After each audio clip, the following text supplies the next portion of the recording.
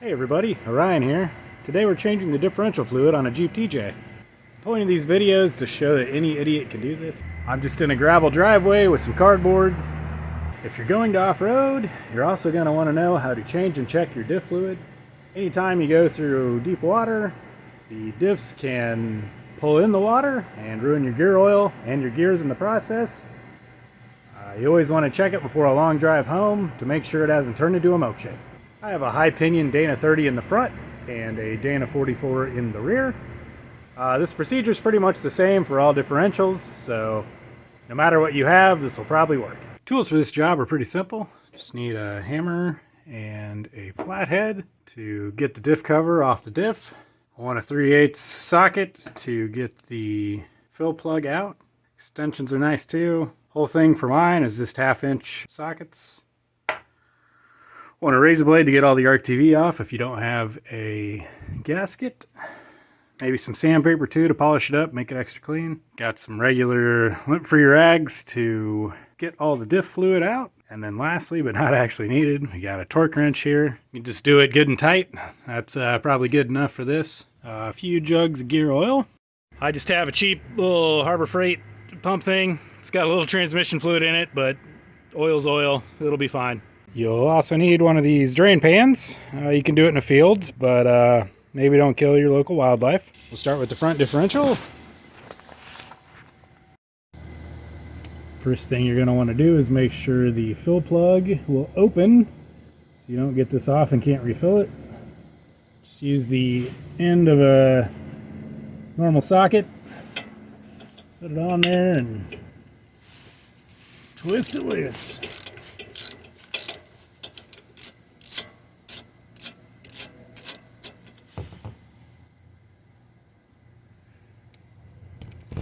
Next, we want to go around and crack all the bolts loose. We'll leave the top one on.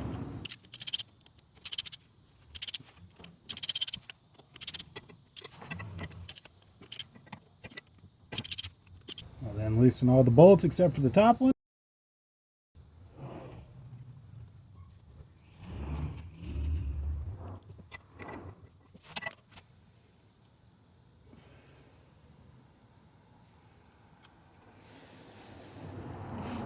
I have a lube blocker gasket that is reusable, which is why mine is already leaking.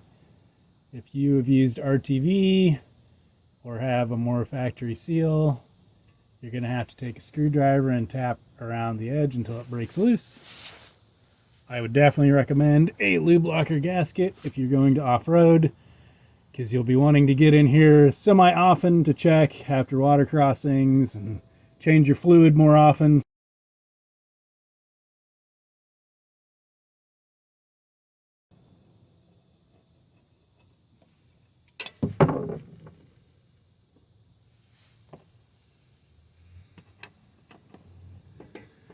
And we slowly let all the fluid drain out, leaving that top bolt in.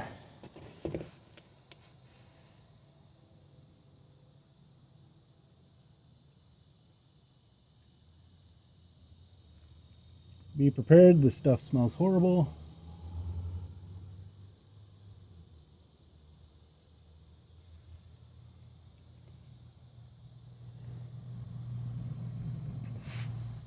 Once it's mostly drained, we'll take the top bolt off, undo the cover.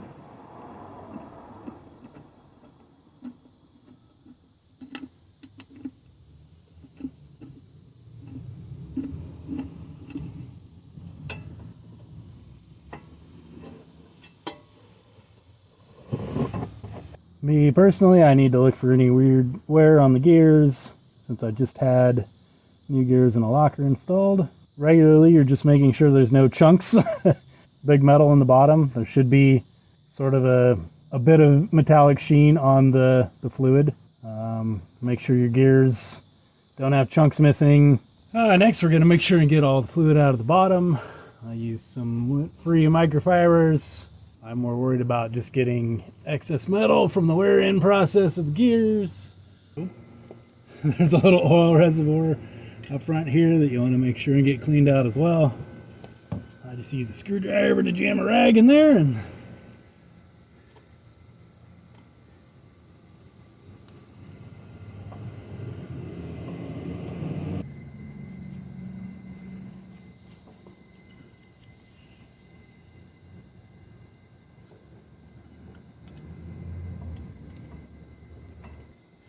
Oh, a lot of people use brake clean. This front one looks really clean.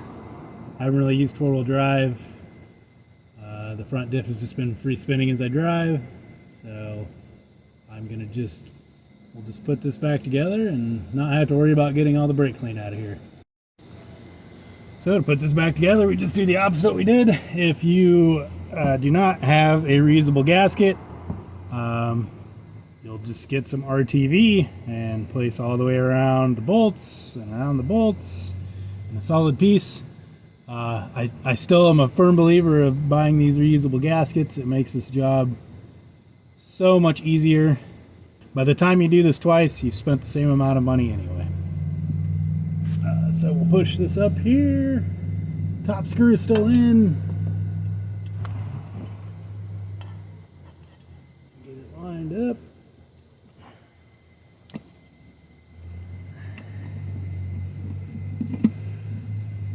Tighten it just a bit, not all the way tight, just enough to hold it there.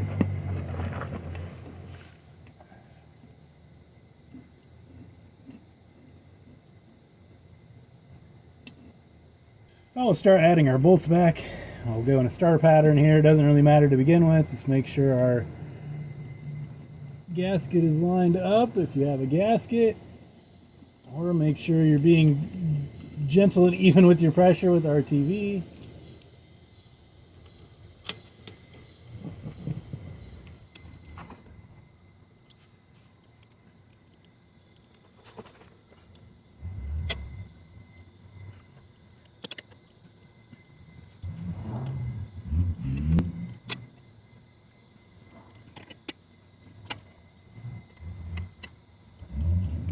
Next, we'll grab our torque wrench.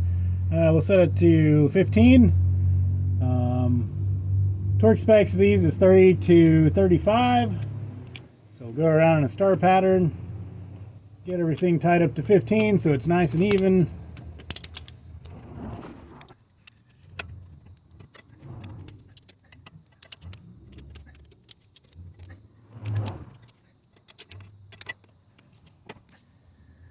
Then forget which ones you did, and yeah, that one's done. Yeah, there you go. Oh, found one we missed.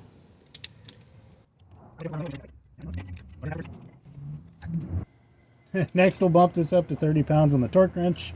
If you don't have a torque wrench, just do lightly snug on these. Especially if you have gasket and stuff. If it starts leaking, give it a little more snug. These are easy to break and over tighten. Try and do that same star pattern and forget a couple.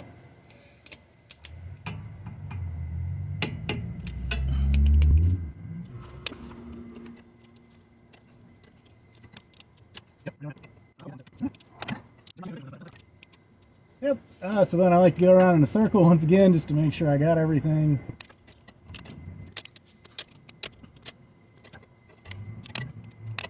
And the cover's back on.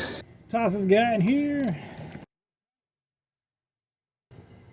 Toss it in the hole here. Make sure you're on a semi-level ground and just start pumping away. Keep giving it fluid till it starts to overflow just a little, and we're good. Next, we gotta put our fill plug back in. I like to put some Teflon tape on it. With Teflon tape, the tail always goes the opposite way you're turning. So we're turning right, the tail goes left. Pull it tight, push it down, we're done.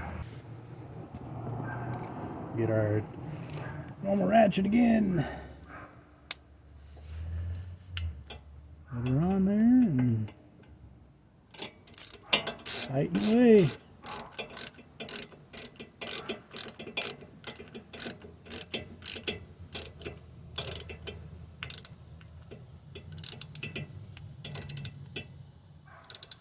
Same thing with this one. I'm just getting it to where it feels good and snug.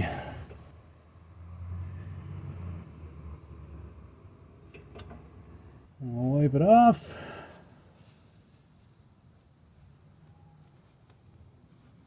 Get everything nice and clean.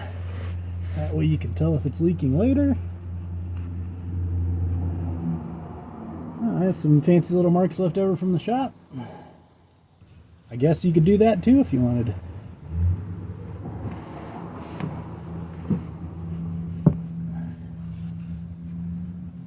We're all done with the front diff. We'll move to the back now.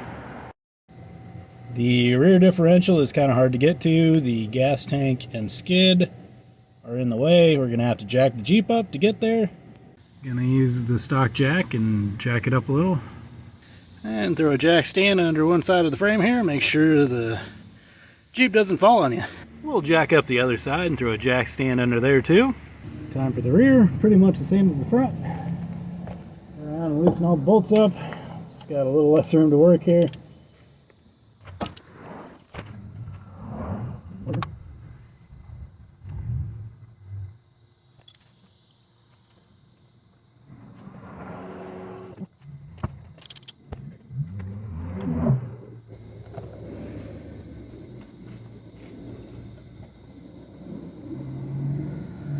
This one's a lot more dirty because it is rear-wheel drive, so this is actually meshing the gears together better. I broke the golden rule of taking the fill plug out first, but I just had it out, so I know it'll come out.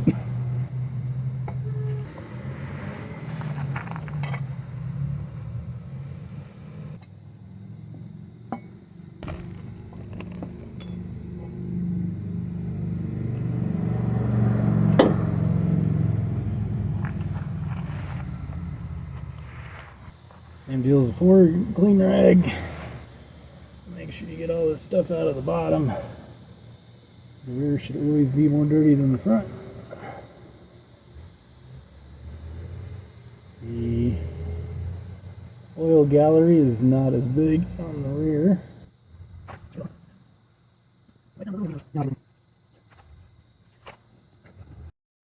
You can go ahead and wipe out your cover too if it's got metal in it. Again, as long as there aren't chunks anywhere, you're good. You'd probably know if there were chunks anywhere just by driving around with it. If you're doing this with RTV, you're going to want to scrape everything clean around this. I even used light sandpaper the last time I did it. Don't gouge it, but make sure all the RTV's off.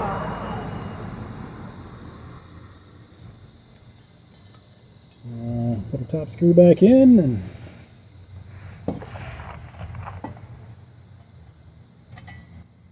put it back together. Or we'll lose the screw in the pan.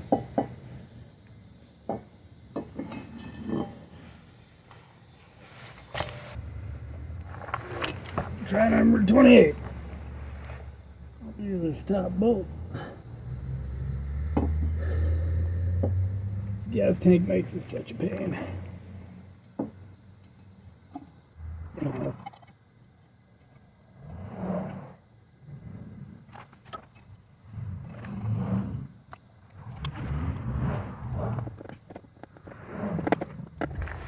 Make sure it feels like you're stripping the bolts when you put them in.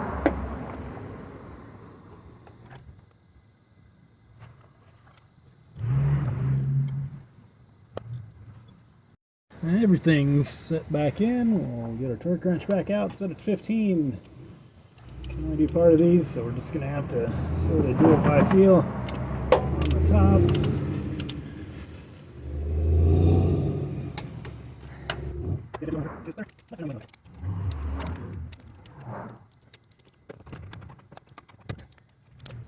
A good way to learn how torque feels is hop on a bolt you've already done to torque spec.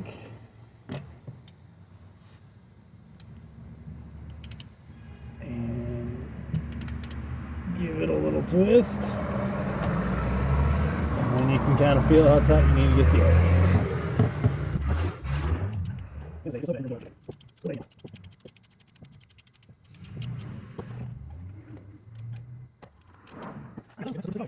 Set the torque wrench to 30. We'll do the step we should have started with. Just getting this out.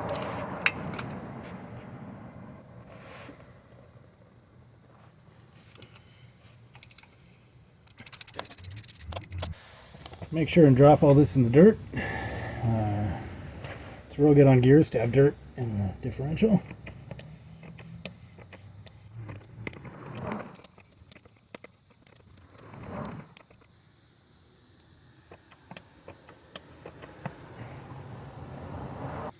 Grab our drain plug again. Oh yeah, I'm missing a thing.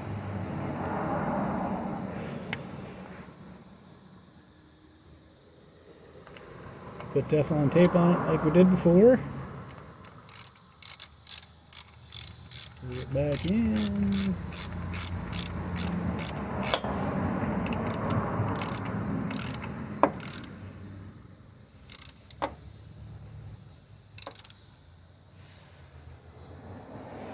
Wipe the diff down again like the front so I can see if it's leaking later.